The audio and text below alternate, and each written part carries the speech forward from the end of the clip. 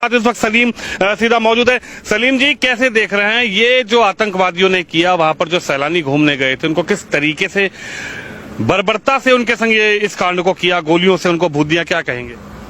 देखिए, ये अगर हम अपने नजरिए से बोल लेंगे तो ये गलत हुआ है, ये आतंकवादी हमला है, ये मानवता के खिलाफ है।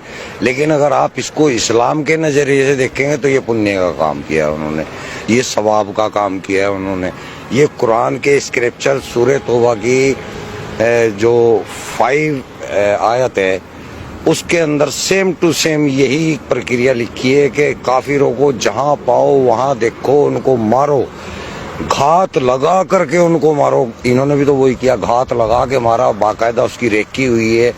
क्या इस्लाम में ही लिखा है, कुरान में ही लिखा है किस तरीके से निहत्थे लोगों को इस तरीके से देश के वासियों को भून दिया जाए, उनको मार दिया जाए? आइए, मैंने कुरान की तो आपको आयत बताई है, जो सूरह तौबा है, कुरान की 9वीं सूरह है और उसकी 5वीं आयत है। वहां पे ये लिखा हुआ है, सेम इसी तरह बर्बर तरीके से मारने का लिखा हुआ है।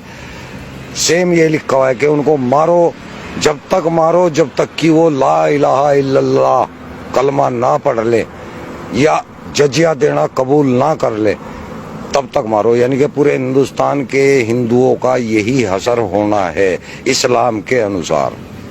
इस्लाम के अंदर अल तकिया नाम की चीज होती है, आपने सुना होगा अल तकिया। अल तकिया वो चीज है जब इस्लाम के अंदर हमें कोई ऐसा काम करना होता है जो कि सामने लोगों को नाजायज दिख रहा है, तो आपको वहां लोगों को तो नाजायज बताना है लेकिन काम वो सवाब का करना है आपको। इसको बोला जाता है अल तकिया। तो ये अल तकिया करते हैं, जो कहते हैं ना हिंदू मुस्लिम भाईचारा, ये अल तकिया है, ये कुरान के अंदर है, हदीसों के अंदर है। मुसलमानों को तो, मैं इंडिया के मुसलमानों की बात कर रहा, बाहर के नहीं।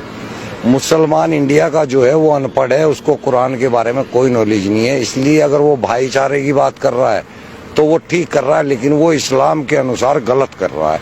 इस्लाम के अंदर कोई भाईचारा इस टाइप का नहीं है। इस्लाम के अंदर केवल मुस्लिम मुस्लिम भाईचारा है, हिंदू मुस्लिम भाईचारा कोई नहीं है। आप पढ़ के देखें या किसी आलिम से बात करके देखें। अब मैं भी आलिम ही हूँ, मैं आपको बता रहा हूँ।